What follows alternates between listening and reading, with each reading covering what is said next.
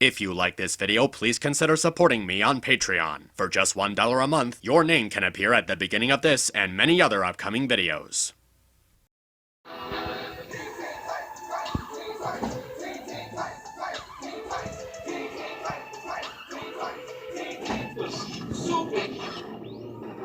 Is it working? Almost got it. Hurry! There is not much time! They need to know we're still here. Booyah! We're transmitting! This is the Teen Titans. Can anyone hear us? We think we found a way back. Holy shit! This comment has aged really well.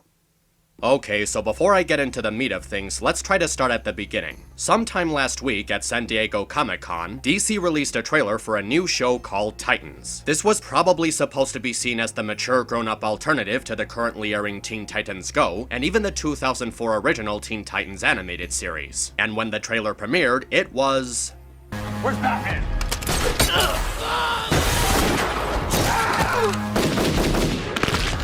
Fuck Batman. bad. Like, really fucking bad. I really didn't think it was possible for DC to embarrass themselves even further, but this actually looks worse than Go. I might be jumping to conclusions here, but the trailer is the show's first impression. And first impressions are really important. It's the advertisement that's meant to grab your attention and encourage you to remind yourself to see the first episode on its premiere date. And when something like this is supposed to be your very first experience with a TV show or any kind of product, chances are you're really gonna get turned off. In just 2 minutes, DC managed to completely jump the shark to the point where they practically leaped over the entire ocean. There is a lot of problems with this trailer, and I think I have to agree with everyone that the most distracting thing is the way that it portrays Robin. Now, I don't have a problem with giving the first Robin, Richard Dick Grayson, some attitude, but this is really overdoing it. He feels very uncharacteristically cynical and edgy, like this emo kid who's trying too hard to look intimidating and threatening, and it just doesn't work for him.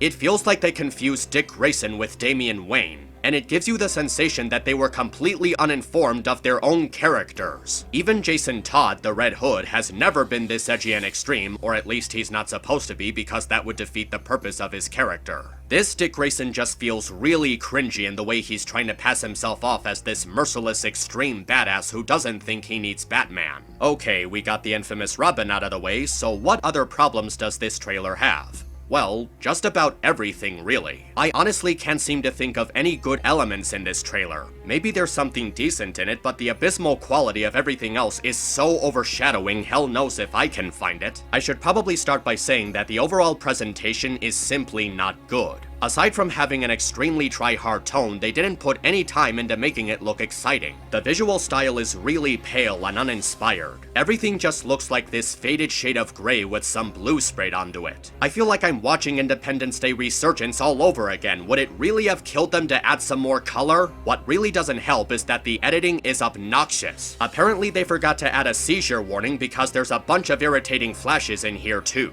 It doesn't focus on the right things and is more occupied with looking as dark and extreme as possible. Everything just looks like it's going way too fast, and there aren't any grand focus shots that give you any time to take in the atmosphere. Not to mention that the overuse of shadows and dark corners makes the action really hard to recognize and appreciate. The only thing worse than that is the highly distracting character designs. From Robin's lame haircut to this overly feathery bird-like whoever the hell this is supposed to be. The biggest offender by far being Starfire. Like, seriously, what is this? Why the hell does Starfire look like a prostitute? Forget that she's being played by an African American, those clothes and that hairstyle just look fucking awful on her. I've seen Starfire cosplayers at Anime Midwest that look more like Starfire than this woman. Even the acting just feels really lame, with everyone having this deadpanned and unenthusiastic way of delivering their lines. The effects are amateur, the use of the song is pretentious, and the way that the trailer focuses on all of this violent, bleak material just feels wrong.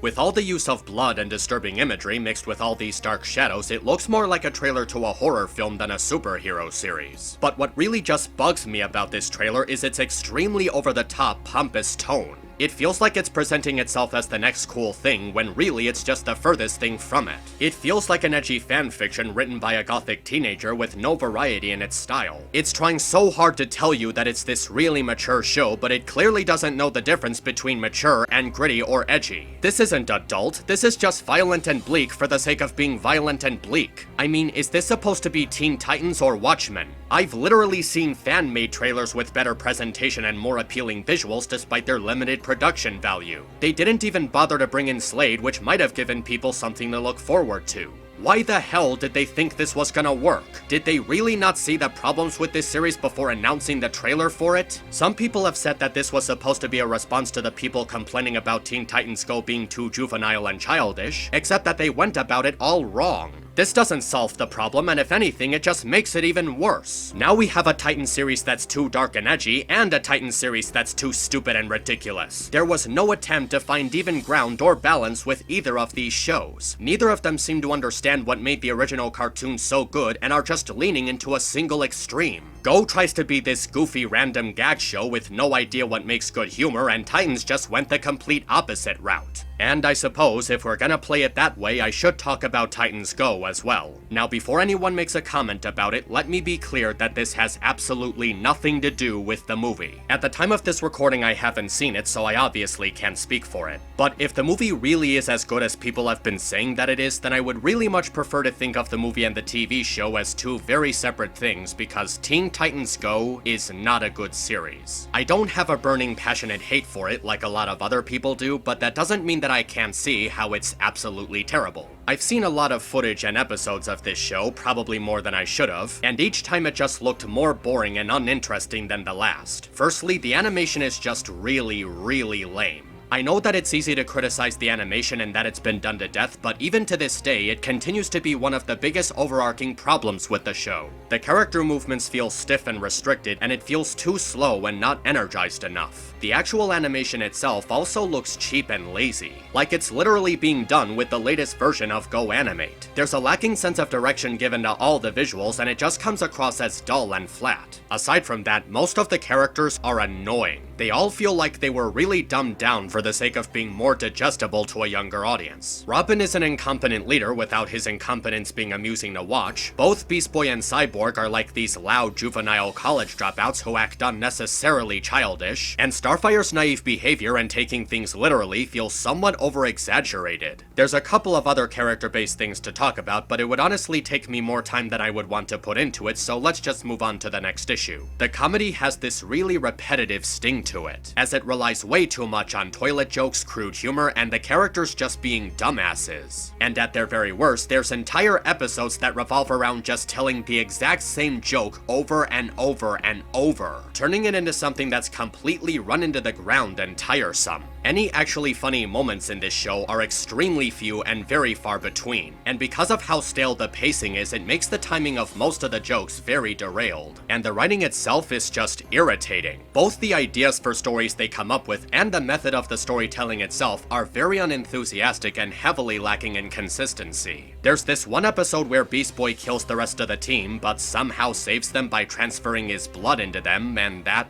somehow gives them the ability to transform into animals? Yeah, it's a really dumb idea for an episode, and what they do with it is just about as typical and boring as you'd think it would be. Probably the biggest problem with Teen Titans Go is that in the 5 years that it's been on, the show has simply not improved. There's no difference between the quality of newer episodes and the episodes from the very first season. In other words, it's still the exact same boring, unengaging, bland as unbuttered toast piece of media that we first got in 2013. The characters are still annoying, the humor is still immature and unwitty, the stories are still bizarre without any interesting writing to keep people engaged, and for some reason it's the only thing that Cartoon Network seems to care about. Teen Titans Go is just nothing but a cash cow. The network continues to put all of its money into this one show while killing off anything that is in Steven Universe, which at best has only one season left. It's resulted in a heavy sense of franchise fatigue, and what certainly doesn't help is that it's the only thing that they seem to schedule 24/7. Cartoon Network might as well rebrand itself as the Teen Titans Go Network because it's the only show that they're playing anyway. I mean, what's going to happen to Cartoon Cartoon Network when Teen Titans Go loses its spark.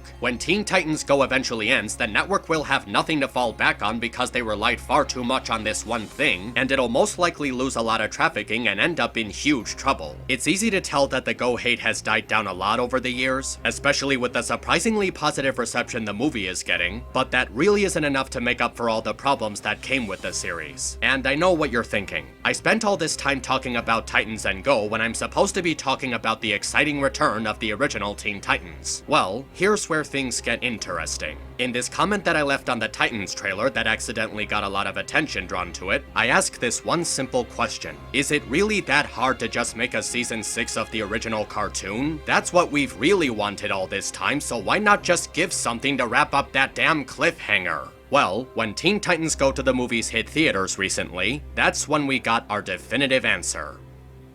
This is the Teen Titans. Can anyone hear us? We think we found a way back.